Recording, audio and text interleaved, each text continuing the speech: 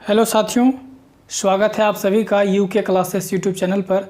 मैं हूं उमेश और आप देख रहे हैं class 6 geography chapter 3 motion of the earth का पार्ट 2। इस चैप्टर पर मैंने ऑलरेडी एक वीडियो बना रखा है। अगर आप विजिट नहीं किए हैं तो अवश्य विजिट करें। इस चैप्टर का ये सेकेंड वीडियो है और आखिरी वीडियो है। यह बहुत ही इम्पोर्टेंट वीडियो है, बहुत ही इम्पोर्टेंट क्लास होने वाला है, क्योंकि इस टॉपिक पर क्लैरिटी पाना ढेर सारे स्टूडेंट्स चाहते हैं लेकिन उनको मिल नहीं पाती है। आज मेरा कोशिश रहेगा कि मैं आज आपको इस टॉपिक पर क्लैरिटी दूँ। इस टॉपिक में मेनली हम लोग 5 से 7 टॉपिक पर बात करने वाले हैं। पहला होगा आपका कि इलिप्टिकल ऑर्बिट क्या होती है। अर्थ सन के चारों तरफ जब घूमती है तो किस पाथ पे घूमती है, वो जो पाथ होता है कौन सा शेप का होता है, इसके बारे में आज हम लोग चर्चा करेंगे। उसके बाद अर्थ का इंक्लिनेशंस जो होती है 23.5 डिग्री झुकी हुई, वो किस प्रकार से एक ही दिशा में रहती है, इसके बारे में भी आज हम लोग चर्चा करेंगे। उसके बाद 4 सीजन होती है एक साल में, इसके बारे में भी हम लोग चर्चा करेंगे। उसके बाद समर सोल्टिस क्या होती है, विंटर सोल्टिस क्या होती है, इक्विनॉक्स क्या होती है, नॉर्थ पोल में अगर गर्मी है तो साउथ पोल में ठंडी क्यों होती है, ये सारे टॉपिक पर आज हम लोग क्लैरिटी पाने वाले हैं। साथ ही साथ हम लोग आज यह भी डिस्कस करने वाले हैं कि 25 दिसंबर को इंडिया में ठंडी होती है और क्रिसमस मनाया जा रहा होता है, जबकि ऑस्ट्रेलिया में गर्मी होती है 25 दिसंबर को और वहाँ भी क्रिसमस मनाया जा रहा होता है। तो डेट एक ही है, नॉर्थ पोल में ठंडी जबकि साउथ पोल में गर्मी, ऐसा क्यों? आइए इन सारे टॉपिक्स पर हम लोग डिस्कस करते हैं। सबसे पहले मैं आपको क्लैरिटी और बताना चाहूँगा कि इलिप्टिकल ऑर्बिट क्या होता है। देखिए इलिप्टिकल ऑर्बिट क्या होता है। सपोज करिए यहाँ पर सन है और सन के चारों तरफ जब अर्थ घूमती है, ये सन रही और ये अर्थ है। अर्थ दिसंबर के महीने में यहाँ होती है, इस प्रकार से जनवरी फरवरी मार्च में यहाँ, अप्रैल मई में यहाँ, जून में यहाँ, जुलाई अगस्त सितंबर में यहाँ पर, अक्टूबर में यहाँ पर, नवंबर में यहाँ पर और दिसंबर में यहाँ पर, इस प्रकार से चक्कर लगाती है। तो देख रहे हैं ये अर्थ का रास्ता है, अर्थ का रास्ता है जो सन के चारों तरफ जाती है। इस रास्ते को, इस अर्थ के इस ऑर्बिट को, इस फिक्स्ड ऑर्बिट को, इस पाथ को आप क्या नाम देना चाहेंगे? किस प्रकार का ये शेप है? क्या लगता है आपको? पूरा गोलाकार है? नहीं, कैसा है? अंडाकार है। तो अंडाकार शेप को ही बोलते हैं इलिप्टिकल ऑर्बिट। और यहाँ पर शेप नहीं बल्कि ऑर्बिट बोलना पड़ेगा, क्योंकि ये अर्थ का ऑर्बिट है, इसलिए इसी को कहा जाता है इलिप्टिकल ऑर्बिट। अभी पूछा जाएगा कि इलिप्टिकल ऑर्बिट क्या होती है, तो उस समय आपको बताना पड़ेगा कि इलिप्टिकल ऑर्बिट अर्थ का वह ऑर्बिट है, वह पाथ है जिस पर सन के चारों तरफ घूमती है। तो इलिप्टिकल ऑर्बिट क्या होती है आपको समझ में आ गया। नेक्स्ट अब हम आपको बताते हैं, बहुत ही इंपॉर्टेंट, आप थोड़ा ध्यान से देखेंगे कि इनक्लाइनेशंस क्या होता है। सपोज करिए कि ये सन है, सन के चारों तरफ अर्थ घूम रही है, तो अर्थ अपनी अक्ष पर झुकी हुई है। सपोज करिए कि मैं आपको इसके सहायता से बताता हूँ।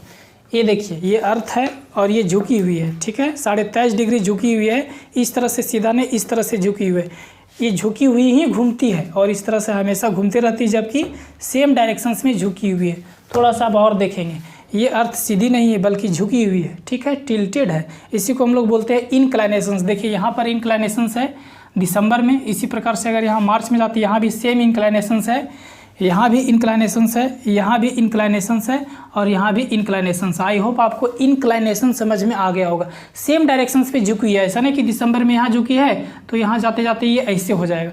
ये नॉर्थ पोल इधर है और ये साउथ पोल नीचे है, तो ये सेम यहाँ भी आएगी, साउथ पोल, नॉर्थ पोल इधर और साउथ पोल इधर, मतलब कि इंक्लाइनेशंस का डायरेक्शन चेंज नहीं हो रही है। आई होप आपको इंक्लाइनेशन समझ में आ गया होगा। और जो सीजन चेंज होती है अर्थ पर, गर्मी और ठंडी, तो इस प्रकार से हम कह सकते हैं कि जो सीजन चेंज होने का मेन कारण है, मेन फैक्टर है, वो है रोटेशन और इंक्लाइनेशंस। क्यों देखेंगे आप। तो सबसे पहले हम लोग जान लेंगे कि सीजन कितने हैं। तो सीजन 4 है। सबसे पहले विंटर सीजन, फिर स्प्रिंग सीजन, उसके बाद फिर समर सीजन और फिर से ऑटम सीजन और फिर से विंटर सीजन में चले जाते हैं। तो 4 सीजन हो गए मेन। रेनी सीजन को यहाँ पर नेग्लिजिबल माना गया है क्योंकि यहाँ पर वो आती है। अब देखिए 4 सीजन में सबसे पहले हम लोग जानते हैं कि विंटर सीजन में एक विंटर सोल्टिस होता है, वो कौन सा डेट को फॉल करती है और उसे क्यों ऐसा कहा जाता है। तो ध्यान देंगे आप, प्रकार से इंक्लेशंस होने के वजह से क्या है कि अर्थ का जो साउथ पोल है वो सन के बिल्कुल सामने हो जाती है, मतलब सन का जो प्रकाश है वो सदर्न पोल में आएगी, नॉर्थ पोल में नहीं जाएगी। तो यहाँ पर होती है विंटर सॉल्टिस। अब किस प्रकार से होती है इसको थोड़ा सा बारीकी से समझने की आवश्यकता है।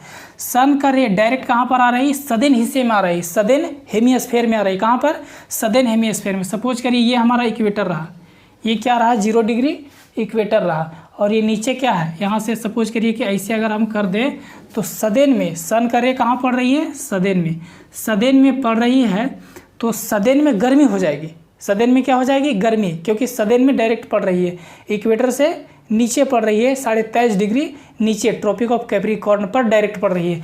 तो जब दिसंबर के महीने में ठंडी के मौसम में सन का प्रकाश, ray of sun, light of sun direct पड़ती है 23.5 डिग्री साउथ पोल में, that means tropic of capricorn में सीधी रेखा, सीधी लाइट आती है सन का ट्रॉपिक ऑफ कैप्रिकॉर्न, तो उसको बोला जाता है विंटर सॉल्टिस। विंटर सॉल्टिस यहाँ पर बोला जा रहा है। थोड़ा सा और समझने की आवश्यकता है।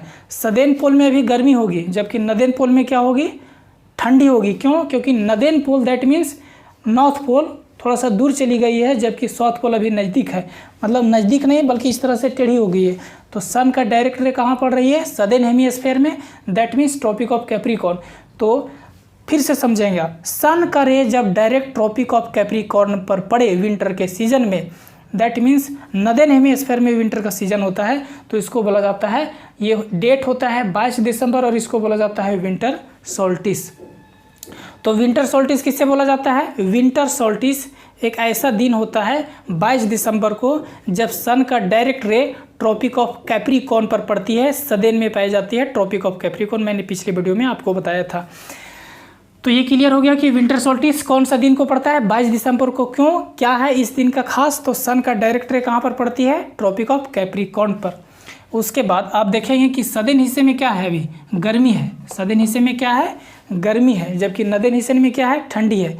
लेकिन यहाँ पर विंटर सॉल्टिस ही बोली जा रही है, क्योंकि विंटर केवल नॉर्दर्न में है, सदर्न में तो गर्मी है, तो समर सॉल्टिस क्यों नहीं कहेंगे, सिर्फ विंटर सॉल्टिस क्यों कहेंगे, इसलिए कहेंगे क्योंकि ज़्यादातर लोग जो बसे हुए हैं वो नॉर्दर्न हेमिस्फीयर में बसे हुए हैं, सदर्न हेमिस्फीयर में बहुत कम है। जैसे मैं दैट मीन्स दक्षिणी अफ्रीका है, उसके बाद फिर आपका ऑस्ट्रेलिया है, अफ्रीका है, यही है, ये तो बाद में बसे हैं। जिस समय ये समर सॉल्टिस और विंटर सॉल्टिस का निर्धारण हो रहा था उसमें सदर्न हेमिस्फीयर में बिल्कुल कम लोग हुआ करते थे, इसीलिए इसे क्या कहा गया, विंटर सॉल्टिस। और विंटर कहाँ है, सदर्न में, जबकि विंटर कहाँ है, नॉर्दर्न में, जबकि सदर्न में अभी क्या है, गर्मी का मौसम है, गर्मी का सीज़न है, तो इसे कहा जाता है विंटर सॉल्टिस।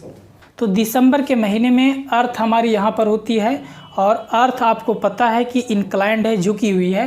नॉर्दर्न पोल थोड़ी सी टेढ़ी हो जाती है और सदर्न पोल सामने होती है दिसंबर के महीने में। तो दिसंबर के महीने में सन का रे डायरेक्ट कहाँ पर पड़ती है, ट्रॉपिक ऑफ कैप्रिकॉर्न पर पड़ती है। दिसंबर के महीने में वो भी कौन सा डेट को, 22 दिसंबर को, 22 दिसंबर को सन का रे डायरेक्ट ट्रॉपिक ऑफ कैप्रिकॉर्न पर पड़ती है, इसको विंटर सॉल्टिस बोला जाता है। विंटर सॉल्टिस 22 दिसंबर को होती है, विंटर सॉल्टिस 22 दिसंबर को होती है, सन का डायरेक्ट रे कहाँ पर पड़ती है, ट्रॉपिक ऑफ कैप्रिकॉर्न पर। तो आपको समझ में आ गया, अगर एग्जाम्स में पूछा जाए कि विंटर सॉल्टिस कौन सा डे को फॉल करती है, तो 22 दिसंबर को। क्यों बोला जाता है, क्योंकि 22 दिसंबर को सन का डायरेक्ट रे कहाँ पर पड़ती है, सदर्न हेमिस्फीयर के ट्रॉपिक ऑफ कैप्रिकॉर्न पर पड़ती है। तो ये होगी आपकी विंटर सॉल्टिस। लेकिन विंटर सॉल्टिस होते हुए सदर्न हिस्से में अभी गर्मी होगी, क्योंकि सन का डायरेक्ट रे कहाँ पड़ रही है, सदर्न हिस्से में पड़ रही है, जबकि नॉर्दर्न हिस्से में ठंडी होगी, क्योंकि सन का रे तिरछी जा रही है, स्लेंटिंग हो जा रही है नॉर्दर्न हेमिस्फीयर में, इसलिए इधर ठंडी है। तो ये आपको विंटर सॉल्टिस समझ में आ गया होगा। अब यहाँ से हम लोग थोड़ा सा समर सॉल्टिस को समझ लेते हैं कि समर सॉल्टिस क्या है। तो देखिए, अर्थ यहाँ पर इस प्रकार से इंक्लिनेशन से साउथ वाला पार्ट जो है, ये सन डायरेक्ट रे ले रही थी, जबकि नॉर्थ दूर चला गया था। ये जब यही वाला यहाँ पर आएगी तो देखिए जस्ट उल्टा हो गया, नॉर्थ दूर में थी लेकिन यहाँ पर नॉर्थ सामने आ गई। सन का रे डायरेक्ट कहाँ पर पड़ रही है, 23.5 डिग्री नॉर्दर्न में पड़ रही है, ट्रॉपिक ऑफ कैंसर पर पड़ रही है, सन का डायरेक्ट रे यहाँ पर पड़ रही है। तो इधर क्या था, नॉर्दर्न पोल में, नॉर्दर्न हेमिस्फीयर में ठंडी थी विंटर के समय में, दिसंबर के समय में यहाँ पर विंटर था। लेकिन यहाँ पर इसी तरह से जब पृथ्वी घूम के आएगी तो यहाँ पर 21 जून हो जाएगा, दैट मीन्स 21 जून को सन का डायरेक्ट रे कहाँ पर पड़ती है, ट्रॉपिक ऑफ कैंसर पर पड़ती है, नॉर्दर्न हेमिस्फीयर में, और इसीलिए 21 जून को बोला जाता है समर सोल्स्टिस। तो समर सोल्स्टिस कब होती है, 21 जून को। क्यों होती है, क्योंकि सन का डायरेक्ट रे कहाँ पर पड़ती है, नॉर्दर्न हेमिस्फीयर में पड़ती है, और नॉर्दर्न हेमिस्फीयर के ट्रॉपिक ऑफ कैंसर पर पड़ती है, इसीलिए इसे समर सोल्स्टिस कहा जाता है, आप याद रखेंगे। लेकिन समर सोल्स्टिस तो हो गई, लेकिन पृथ्वी को अगर नॉर्दर्न हेमिस्फीयर और सदर्न हेमिस्फीयर में अगर बांट दे तो नॉर्दर्न हेमिस्फीयर में भी गर्मी है, क्योंकि सन का डायरेक्ट रे कहाँ पर पड़ रही है, नॉर्दर्न हेमिस्फीयर में। जबकि सदर्न हेमिस्फीयर में क्या है कि ठंडी है, क्योंकि सदर्न हेमिस्फीयर दूर चली गई है, सदर्न हेमिस्फीयर दूर चली गई है, इसलिए यहाँ पर क्या होगी, ठंडी होगी। लेकिन फिर भी इसे तो देखिए, अर्थ पर हमेशा अगर ऊपर में गर्मी है तो नीचे ठंडी होगी, और नीचे अगर ठंडी का मौसम है तो ऊपर में गर्मी होगी। तो यहाँ पर ऊपर में भी गर्मी है, नीचे ठंडी है, तो गर्मी भी है ठंडी भी है। तो 21 जून को सन का डायरेक्ट रे कहाँ पर पड़ती है, ट्रॉपिक ऑफ कैंसर पर पड़ती है, ट्रॉपिक ऑफ कैंसर पर पड़ती है, इसीलिए इसे क्या कहा जाता है, समर सोल्स्टिस कहा जाता है। समर भी है, विंटर भी है, तो समर सोल्स्टिस ही क्यों कहा दिए, समर सोल्स्टिस इसलिए कहा दिए क्योंकि ज़्यादातर लोग कहाँ रहते हैं, नॉर्दर्न हेमिस्फीयर में। सदर्न हेमिस्फीयर में तो बहुत कम लोग रहते हैं, इसीलिए ज़्यादा लोग जो है फेस करते हैं समर, इसीलिए समर सोल्स्टिस कहा जाता है। एग्जाम्स में अगर पूछा जाए कि समर सोल्स्टिस कौन सा डे को फॉल करती है, तो 21 जून होगा आपका, क्योंकि 21 जून को सन का रे डायरेक्ट ट्रॉपिक ऑफ कैंसर पर पड़ती है, इसीलिए समर सोल्स्टिस बोला जाता है। तो विंटर सोल्स्टिस और समर सोल्स्टिस आई होप आपको समझ में आ गया होगा। अब हम बात करते हैं इक्विनॉक्स की। तो देखिए, दिसंबर के महीने में अर्थ यहाँ पर होती है, इसी तरह से जनवरी, फरवरी, मार्च के महीने में यहाँ पर चली जाती है, और जब मार्च के महीने में अर्थ यहाँ पर चली जाती है तो ये जो नॉर्दर्न पोल है और ये जो सदर्न पोल है, इसको थोड़ा सा ऐसे उठाएंगे तो यहाँ पर सन आएगी, और सन का डायरेक्ट रे इक्वेटर पर पड़ेगा, नहीं तो सदर्न में, नहीं तो दैट मीन्स नहीं तो नॉर्दर्न में, नहीं तो सदर्न में। नहीं तो नॉर्दर्न वाला हिस्सा झुका रहेगा सन की तरफ, नहीं तो सदर्न वाला हिस्सा झुका रहेगा सन की तरफ। इसलिए सन का डायरेक्ट रे कहाँ पर पड़ेगी, डायरेक्ट रे पड़ेगी इक्वेटर पर। और ये डेट कौन सा होता है, तो 21 मार्च को इक्विनॉक्स होती है। इक्विनॉक्स का मतलब सन का रे डायरेक्ट इक्वेटर पर पड़ती है, और यही हिसाब किताब यहाँ भी होगी। यहाँ मार्च के बाद अप्रैल, मई, जून, जुलाई, अगस्त, सितंबर में क्या होता है, 23 सितंबर को भी इक्विनॉक्स होता है, क्योंकि 23 सितंबर को क्या होता है, इसको अगर ऐसे खड़ा कर देंगे तो अर्थ ऐसे हो जाएगी, ऐसे झुकी हुई ना, देखिए वहाँ मिला, यहाँ यहाँ यहाँ सब जगह ऐसे ही झुकी हुई है, तो अर्थ यहाँ रहेगी, सन यहाँ रहेगा, तो सन का डायरेक्ट रे इक्वेटर पर पड़ेगा 23 दिसंबर को भी। तो 23 दिसंबर को भी क्या होती है, इक्विनॉक्स होता है। सन का डायरेक्ट रे कहाँ पर पड़ती है, तो इक्वेटर पर पड़ती है, और इन दोनों को क्या कहा जाता है, इक्विनॉक्स कहा जाता है। तो एक साल में 2 बार इक्विनॉक्स होती है, 23 सितंबर को और 21 मार्च को। आई होप आपको यहाँ तक समझ में आ गया होगा। अब थोड़ी सी यहाँ पर ये बात हम लोगों को समझना है कि जब इक्विनॉक्स होगी तो इक्विनॉक्स पर सन का डायरेक्ट रे इक्वेटर पर पड़ती है, तो दिन और रात बराबर होगी। पूरे पृथ्वी पर 12 घंटे का दिन होगा और 12 घंटे की रात होगी, दिन रात बराबर होगी। आप याद रखेंगे, दिन रात बराबर कब होती है एक साल में, तो 21 मार्च को और 23 सितंबर को। उसके बाद यहाँ पर देखिए, यहाँ पर हम लोग बात कर रहे थे समर सोल्स्टिस की, और यहाँ बात कर रहे थे हम लोग विंटर सोल्स्टिस की। देखिए, विंटर सोल्स्टिस में अभी क्या है, विंटर सोल्स्टिस में नॉर्दर्न हेमिस्फीयर में ठंडी है और सदर्न हेमिस्फीयर में गर्मी है। तो नॉर्दर्न हेमिस्फीयर में जब ठंडी का मौसम है तो सन का रे थोड़ी कम जाएगी, इस तरह से जाएगी, थोड़ी कम जाएगी। इसका मतलब ये होगा कि दिन छोटी छोटी होगी और रातें बड़ी होगी।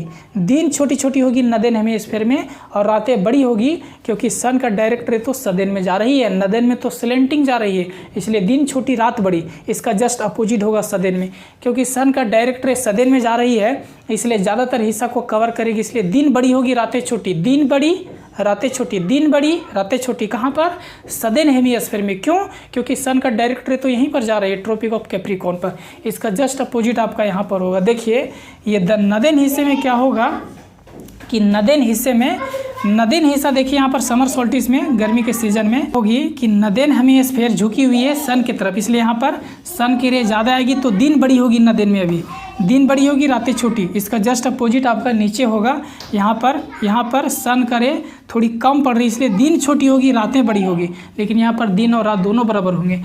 और यहाँ पर मैंने आपको बता दिया, यहाँ भी बता दिया, तो इस प्रकार से आपको समझ में आ गया। अब देखिए, नॉर्दर्न पोल अभी यहाँ पर विंटर के सीजन में नॉर्दर्न पोल ठंडी में है, तो यहाँ पर जब नॉर्दर्न पोल जाएगी तो विंटर के बाद कौन सा सीज़न आता है? तो स्प्रिंग आता है। तो नॉर्दर्न पोल यहाँ पर स्प्रिंग में है, जबकि सदर्न पोल में भी गर्मी है, सन का डायरेक्ट रे पड़ रही है। सदर्न पोल में क्या है? गर्मी है, इसलिए सदर्न पोल आप कहाँ जाएगी?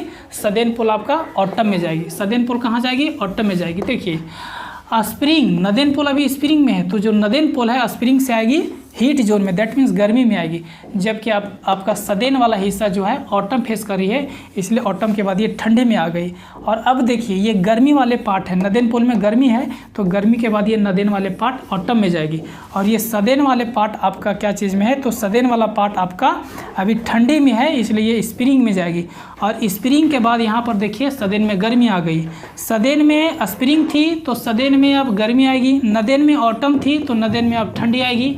इस प्रकार से ये पूरा होता है। तो देखिए यहाँ पर 25 दिसंबर यहीं आसपास होती है, और नॉर्दर्न पोल में ठंडी 25 दिसंबर को, और सदर्न पोल में गर्मी।